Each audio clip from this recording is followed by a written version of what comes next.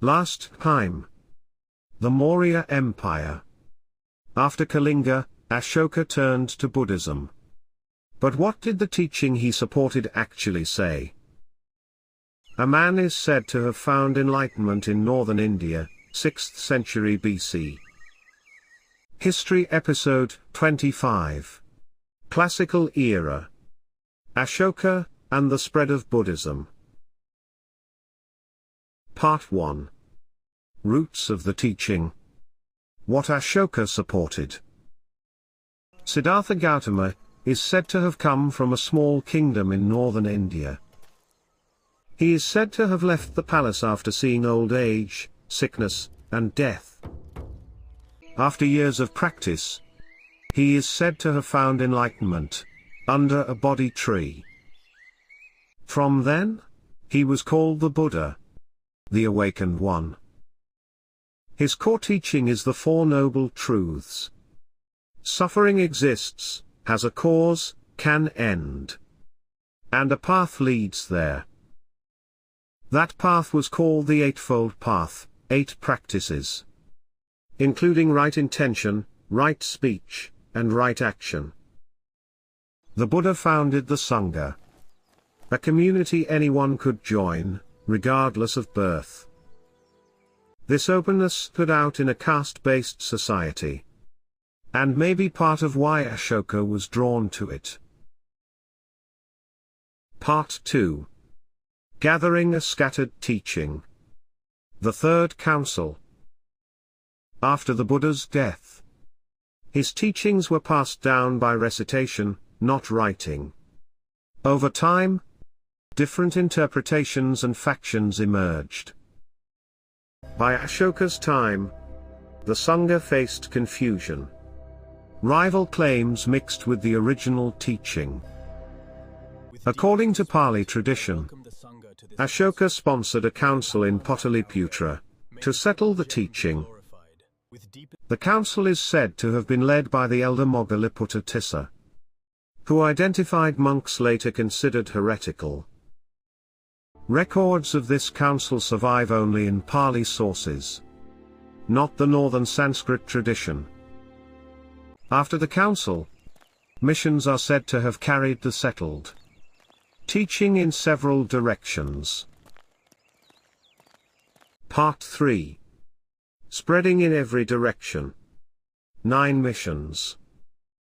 Later Sri Lankan chronicles say Ashoka sent missions in 9 directions, written centuries after the events.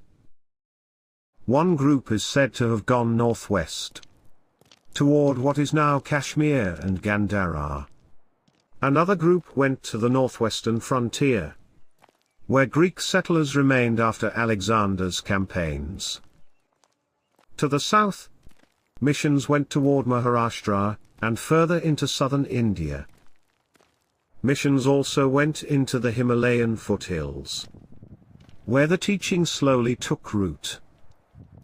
Tradition also holds that a mission went southeast, to a region called Suvarnabhumi, near present-day Myanmar or Thailand. The mission led by Ashoka's son, Mahinda, went to Sri Lanka, as covered last episode. Not every mission can be confirmed, but Buddhism clearly began spreading beyond India, including to Sri Lanka, during this period. Part 4. A Faith Without a Face. Early Buddhist Art. Many early Buddhist artworks had an unusual feature. They did not depict the Buddha directly in human form.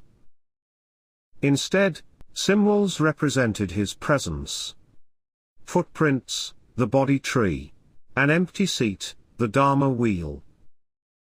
This approach is thought to reflect a wish not to confine an enlightened being to a merely human form. During Ashoka's reign, dome-shaped stupas enshrining relics are said to have risen in many places.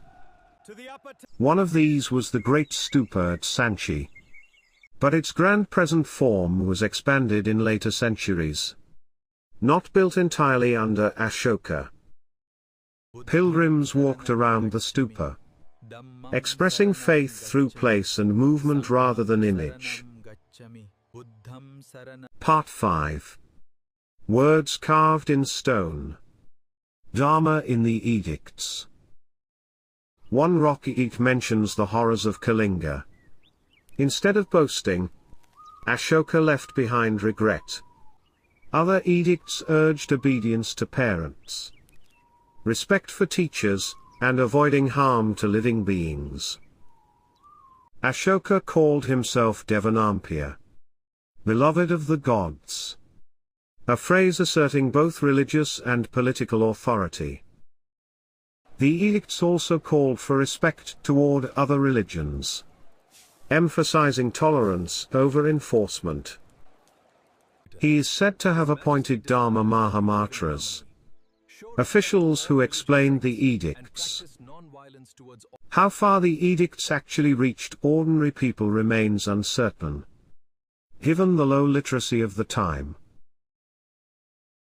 Part 6. Beyond the Empire? Becoming a world religion. A little more than half a century after Ashoka's death, the Maurya Empire fell. But the seeds planted in this period did not disappear. Over the following centuries, Buddhism spread along the trade routes of Central Asia. That flow moved east, reaching Korea, China, and Japan. To the south, it took root across Southeast Asia. This spread was not due to Ashoka alone, but his patronage helped a regional Indian faith cross continents. Today, hundreds of millions of people across many countries follow the teaching he once supported. A new story unfolds. As the Maurya Empire declined, change was already stirring in China. Next time. China's Spring and Autumn and Warring States period. An age of rival states and new ideas.